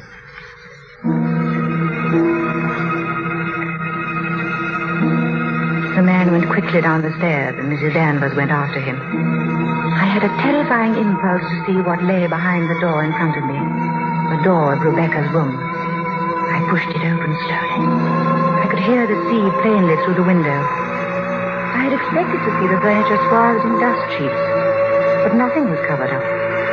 There were flowers on the dressing table, a satin dressing gown on the chair, and beneath a pair of bedroom slippers. And then, suddenly, the door closed behind me. Do you wish anything, madam? No, I just... You've always wanted to see this room, haven't you? Why did you never ask me to show it to you? It's a lovely room, isn't it? The most beautiful room you've ever seen. Everything is kept just as Mrs. De Winter liked it. Nothing has been altered since that last night. This is where I keep her clothes. You would like to see them, wouldn't you? Feel this wrap. It was a Christmas present from Mr. De Winter. He was always giving her expensive gifts the whole year round. You wouldn't think she'd been gone so long, would you? Sometimes when I walk along the corridor, I fancy I hear her just behind me. That quick, light step. I couldn't mistake it anywhere. It's not only in this room, it's in all the rooms in the house. I can almost hear it now. Do you believe the dead come back and watch the living? No, I don't believe it. Sometimes I wonder if she doesn't come back here to Mandalay and watch you and Mr. De Winter together. You look tired. Why don't you stay here a while and rest? Listen to the sea. It's so soothing. No. Listen to it. Listen to the sea. I won't listen. I won't.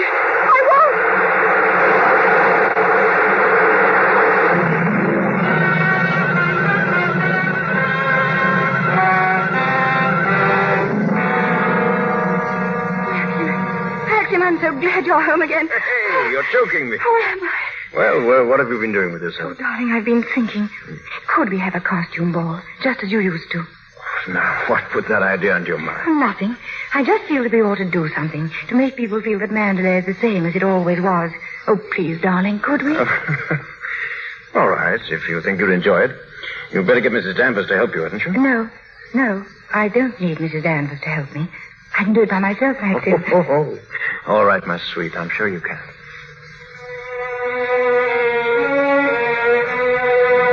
But Mrs. Danvers did help me. It was she who suggested that I design my costume after one of the family portraits in the gallery. A lovely young woman in a white dress with great puffed sleeves and a hat with gay ribbons.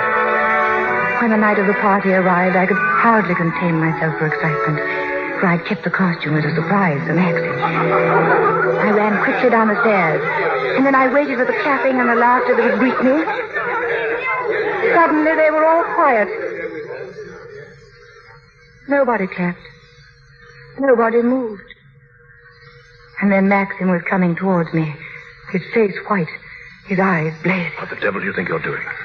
Maxim, the picture, the one in the gallery. What Well, go and take it off. Go and take it off. Doesn't matter what you put on. Anything will do. What are you standing there for? Didn't you hear what I said? Go upstairs and take it off.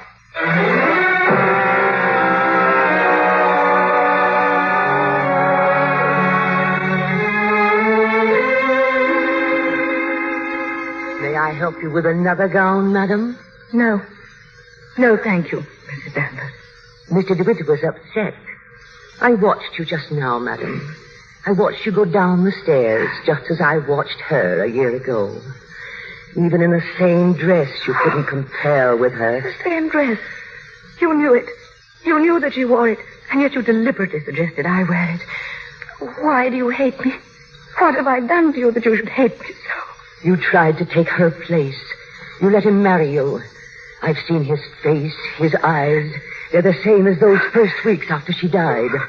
I used to listen to him walking up and down, all night long, night after night, thinking of her, suffering torture because he'd lost her. I don't want to know. I don't want to know. You thought you could be Mrs. De Winter, live in her house, walk in her steps, take the things that were hers.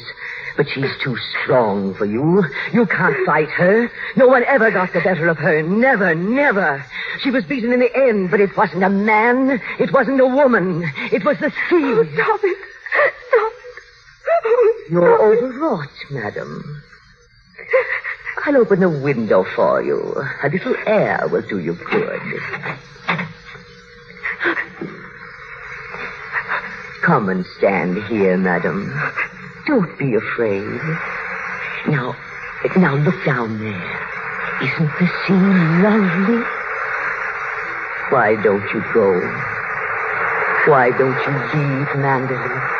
He doesn't need you. He's got his memories.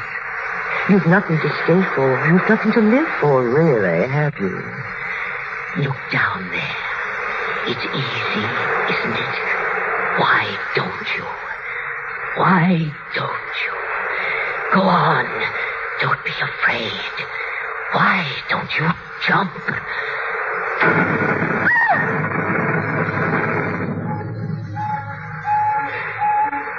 What is it? What's that noise? Maxim! Maxim! Maxim! Where are you? Maxim!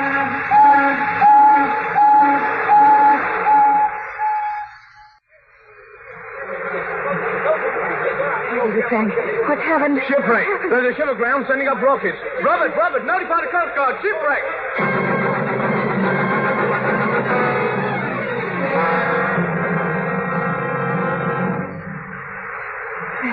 Frank, have you seen Maxim on the beach? Not since half an hour ago. He hasn't been in the house all night. I'm afraid something might have happened to him. Frank, what's the matter? You look terribly worried. Well, the diver who went down to inspect the bottom of the ship came across the hull of another boat. A little sailboat. Frank, is it? Yes, it's Rebecca's boat. Rebecca? Oh, why did they have to find it? Why couldn't they have left it there in peace at the bottom of the sea? Poor Maxim. It will be so hard on him. Yes, it's going to bring it all back again. And worse than before.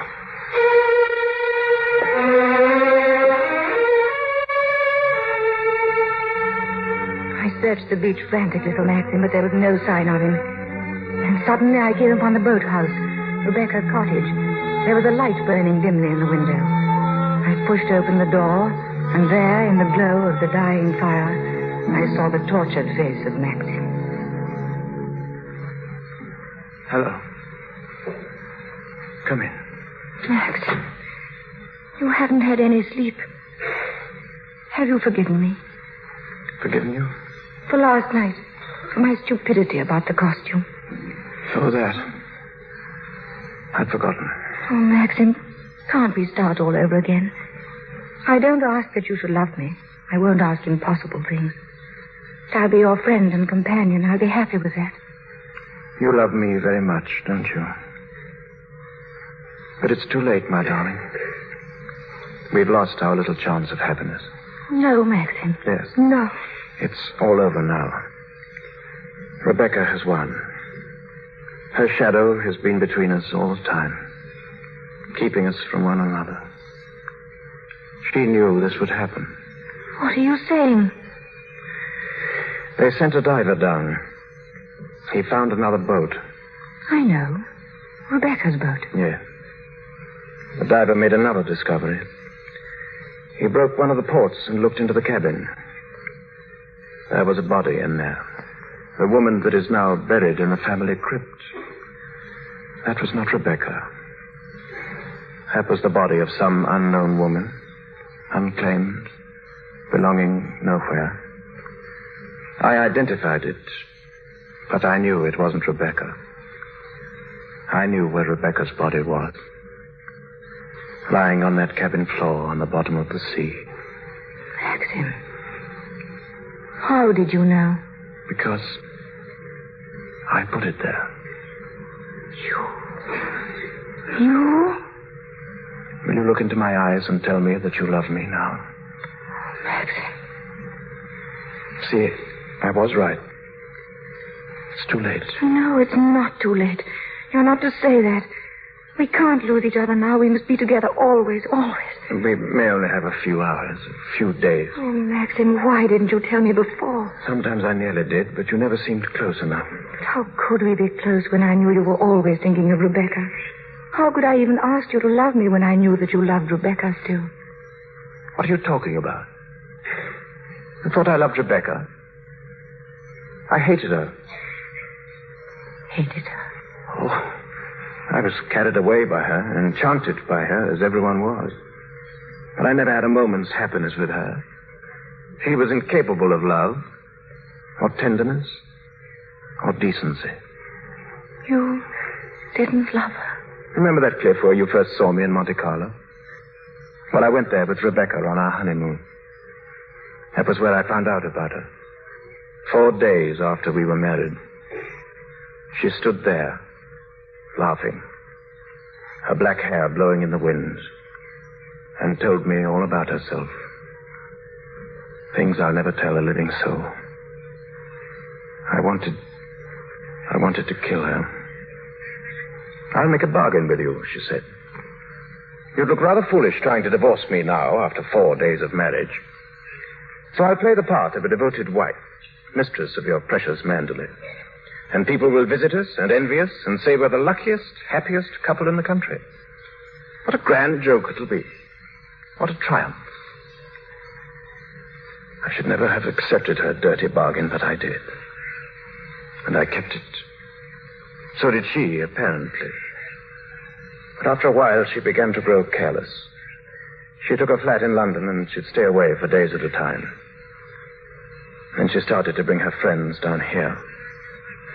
I warned her, but she only shrugged her shoulders. Then there was a cousin of hers, a man named Favell. Yes, I know him. He came the day you went to London. Why didn't you tell me? I didn't like to. I thought it would remind you of Rebecca. Remind me? As if I needed reminding. Favell used to visit her here in this cottage. I found out about it, and I warned her that if he came here again, I'd shoot them both. One night, when I found that she'd come back quietly from London, I thought that Favell was with her. I decided to come down here and have it out with both of them. But she was alone. She was lying on the diver. She looked ill. Queer. Suddenly she got up, started to walk toward me. "And I have a child," she said. "Neither you nor anyone else can ever prove it wasn't yours. You'd like to have an heir, wouldn't you, Max, for your precious Manderley?" And she started to laugh. "How funny," she said. "I'll be the perfect mother just as I've been the perfect wife. And no one will ever know." She was face to face with me. She was smiling. "Well, Max, what are you going to do about it? Aren't you going to kill me?" I suppose I went mad for a moment. I must have struck her. She stood staring at me. She looked almost triumphant. And then she started toward me again, smiling. Suddenly she stumbled and fell. And I looked down. Ages afterwards, it seemed. She was lying on the floor. It struck her head on a heavy piece of ship's tackle. I remember wondering why she was still smiling. Then I realized she was dead. But you didn't kill her. It was an accident. Who would believe me? I lost my head. I knew I had to do something, anything. I carried her out to the boat. I put her in the cabin. When the boat seemed a safe distance from the shore, I took a spike and drove it again and again through the planking of the hull. I opened up the seacocks, and the water began to come in fast. Then I climbed over into the dinghy and pulled away. Then I saw the boat keel over and sink. It started to rain. Maxim, does anyone else know of this? No one. Then you must explain it. It's got to be the body of someone you've never seen before. No, they're bound to know her. Her rings and bracelets, she always wore them. They'll identify her body. Then they'll remember that other woman. The other woman buried in the crypt. Maxim. I've done a very selfish thing in marrying you. I've loved you, my darling. I shall always love you. But I've known all along that Rebecca would win in the end. No, she hasn't won. No matter what happens now, she hasn't won.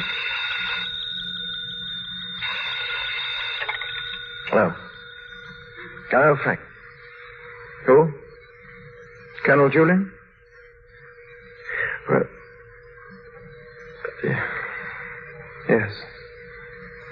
Yes. Well, tell him I'll meet him there as soon as I possibly can. What happened? Colonel Julian called. He's the chief constable of the county. He wants to know if I could possibly have made a mistake about that other body.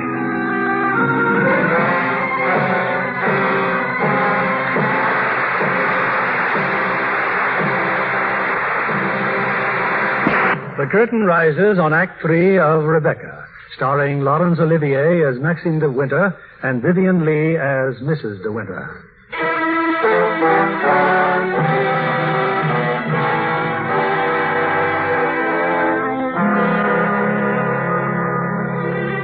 The body they had found in the boat was identified as Rebecca de Winter. There had to be an inquest, of course. Maxim was calm, almost too calm. I think that frightened me even more. Sorry to drag you back for further questioning, Mr. De Winter, but you've heard the statement of the boat builder, Mr. Tabb. I wonder if you can help us in any way. I'm afraid not. The holes in the planking were evidently made from the inside. Can you think of any reason for that? Oh, of course I can't think of any reason. Then, since Mrs. De Winter went sailing alone, are we to believe that she drove those holes herself? You may believe whatever you like. Can you enlighten us as to why Mrs. De Winter should have wanted to end her own life? I know of no reason whatever. Mr. De Winter, however painful it may be, I have to ask you a very personal question. Were relations between you and the late Mrs. De Winter perfectly happy? Once again, were relations between you and... I won't stand this any longer, and you might as well know... Mrs. De Winter! Will somebody... We'll adjourn until after luncheon. Darling, you're all right. Frank, help me. I'll take her outside.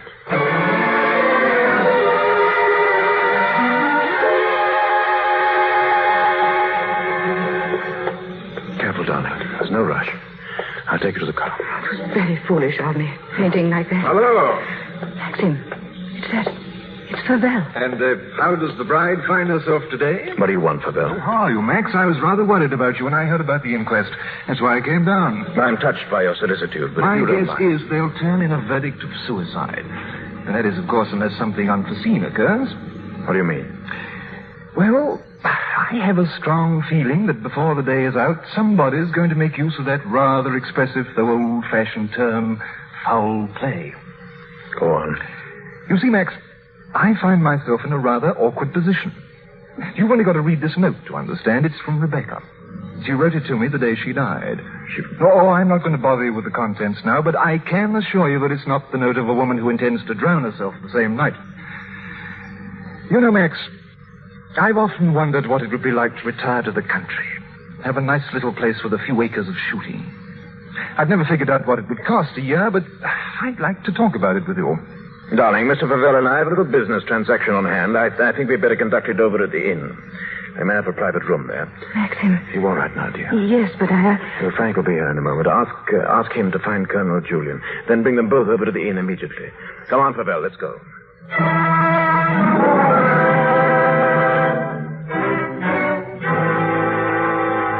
Colonel Julian, this is Mr. Favell. Oh, I know Colonel Julian. We're old friends, aren't we? Good morning. Since you're old friends, I assume you also know that he's head of the police here. I think he might be interested to hear your proposition. I don't know what you mean. I only want to see justice done, Colonel. The evidence suggested certain possible theories concerning Rebecca's death. One of them, of course, is suicide. And now I have a little note here which puts that possibility quite out of court. Will you read it, Colonel? Jack, darling, I've just seen the doctor, and I'm going to Mandalay right away. I shall be at the cottage all this evening and shall leave the door open for you. I have something terribly important to tell you. Rebecca. Now, does that look like the note of a woman who had made up her mind to kill herself? Now, come, Colonel, as an officer of the law, don't you feel that there's some slight grounds for suspicion? Of murder? Or what else? It's blackmail, pure and simple. Blackmail's not so pure nor so simple, Mr. Crawley. Mr. Favell, perhaps you can provide us also with a motive. Oh, I knew you were going to bring that up, Colonel. Yes, I'll supply that, too. What's he going to do? You come in, Mrs. Danvers. Thank you. Colonel Julian, Mrs. Danvers. And I believe you know everyone else, Danny. Mrs. Danvers, there are a few questions... No offense, Colonel, but I think if I put this to Danny, she'll understand it more easily. Danny, who was Rebecca's doctor? Mrs. De Winter always had Dr. McLean from the village. No, you heard. I said Rebecca's doctor in London. We know that Rebecca went to a doctor in London on the last day of her life. Who was it? I don't know. Oh, I understand, Danny. You're trying to defend her. But that's what I'm doing. Mrs. Danvers, it has been suggested that Mrs. De Winter was deliberately murdered. There you have it in a nutshell, Danny. But there's one more thing you'll want to know. The name of the murderer. George Fortescue Maximilian De Winter. Well, Danny? There was a doctor. Mrs. De Winter sometimes went to him privately. What was his name? Dr. Baker. 165 Goldhawk Road, Shepherd's Bush. There you are, Colonel. There's where you'll find your motive. He'll tell you why Rebecca went to him, to confirm the fact that she was going to have a child, a sweet, curly-headed little child. She told Max about it. And so, like the gentleman of the old school that he is, he killed her. Maxim, I'm afraid we shall have to question this, Dr. Baker. I'm ready to leave now, if you wish. Maxim, let me go with you. Please, darling, wait for me at Mandalay. I'll be back first thing in the morning.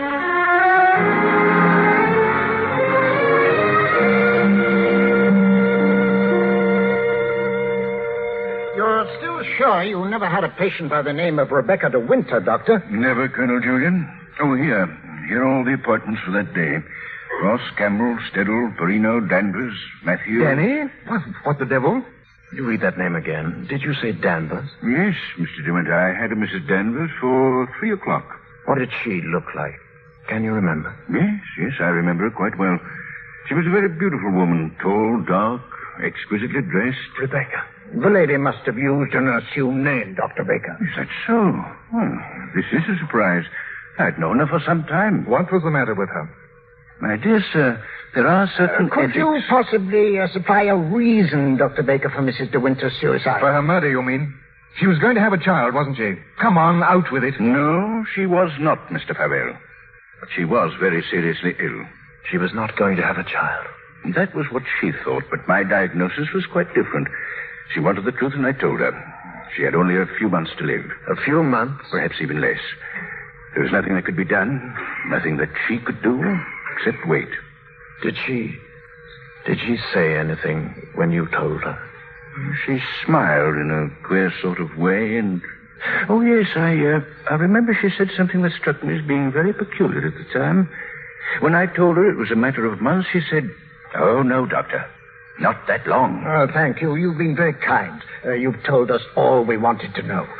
I should like to have a talk with you, Mr. Favell. I didn't know that... Will we be needed any further at the inquest, Colonel Julian? No, I can see to it that Maxim's not troubled any further. Thank you, Colonel.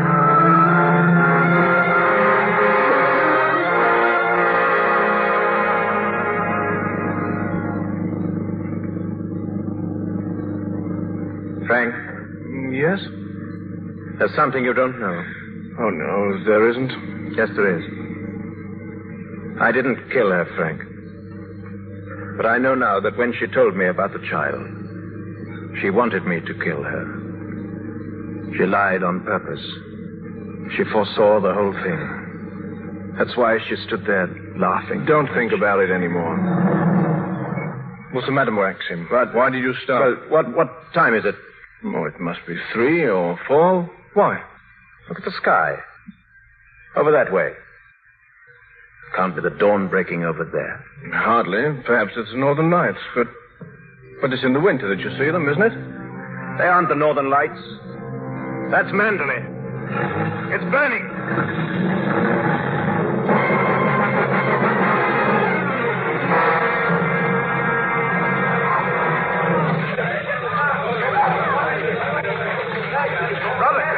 Robert, have you seen Mrs. De Winter? Where is she? Maxim, Oh, here. darling. Oh, thank heaven you've come back. Are you all right? Yes, I'm all right. But Mrs. Danvers, she's gone mad. She set the fire. She said she'd rather destroy Mandalay than see us happy here. There she is, at the window. The West Wing. Maxim, she'll be killed.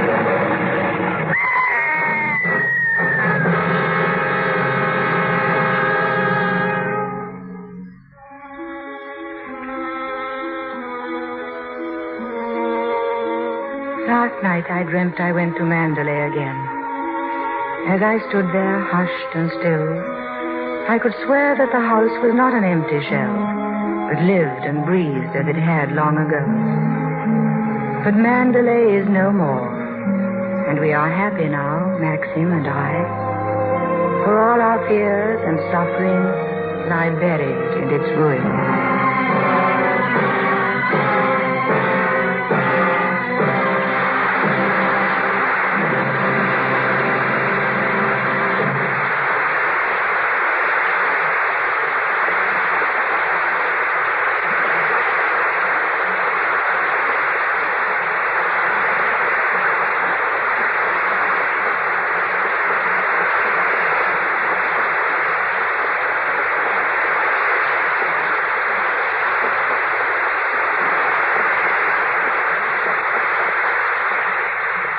The curtain falls on Rebecca, and all our thanks for a truly memorable evening to Laurence Olivier and Vivian Lee. Lawrence, the last time we met, the circumstances were quite different. It was in England during the war. Yes, I remember it well. You came down to Denham Studios while we were filming Henry V. You were making a picture for the American Air Forces, weren't you, Bill? Yes, and as I spent most of my time on the bomber stations, I didn't have the opportunity of seeing you, Vivian. Well, we hope you'll make us another visit again, Bill. Perhaps we'll be able to repay some of Hollywood's wonderful hospitality. We just can't believe that any two people could be so generously treated. And the same was true in New Orleans as well. I believe you were there on location making scenes for your picture, Streetcar Named Desire. Well, Scarlett O'Hara should have felt right at home in New Orleans. That's right, Bill. It looks like all of Vivian's American picture career will be spent in the Deep South. By the way, Vivian, didn't you play Streetcar Named Desire on the London stage for some time? Well, as a matter of fact, I did. And then when Larry decided to come over for Paramount to make the picture of Carrie for William Wyler, I decided to take advantage of Warner Brothers' offer to do a streetcar. And what are your immediate plans? Oh, plenty of rest. You see, we're taking the long way home. We're sailing next week on a tramp steamer. Sounds wonderful. And what about when you get back to England? More Shakespearean roles, Lawrence? No, I rather think we'll do something a little lighter for a change. Verna, you know, we'd love to see you both in the comedy. All of which prompts me to ask, Bill, what's your play next week? Well, next week we'll present one of our special musical treats. That's a boisterous comedy as well. 20th Century Fox's recent screen hit, Wabash Avenue. And our stars will appear in their original roles, Betty Grable and Victor Mature. A wonderful cast in a musical of the wonderful gay 90s. Well, I'm sure everyone will look forward to that, Bill, just as much as we do. Good night. Good night and bon voyage.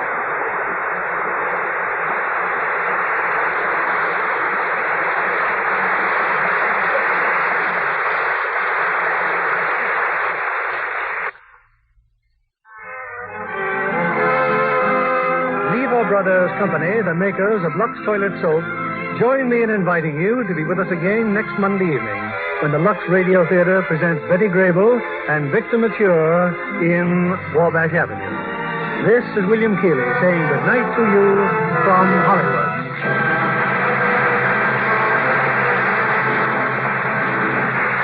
Heard in our cast tonight were Betty Blythe as Mrs. Danvers, John Dodsworth as Clavell, and Eleanor Audley as Mrs. Van Hopper. Our music was directed by Rudy Schrager. This is your announcer, John Milton Kennedy, reminding you to join us again next Monday night to hear Wabash Avenue starring Betty Grable and Victor Mature. Stay tuned for My Friend Irma, which follows over these same stations. This is CBS, the Columbia Broadcasting System. If you enjoy this podcast and are an iTunes user, please do the show a favor and head on over to the official iTunes page for Damn Good Movie Memories. Be sure to leave a rating and a review. This will allow the show to appear higher in the algorithm and spread the joy of this podcast to the masses. If you are not an iTunes user, you can still listen and subscribe on Podbean at damngoodmoviememories.podbean.com. Be sure to like us on Facebook under our Damn Good Movie Memories page. You can also listen to a limited number of episodes on YouTube. I hope you enjoyed this week's episode, and be sure to tune in next week for an all-new episode of Damn Good Movie Memories.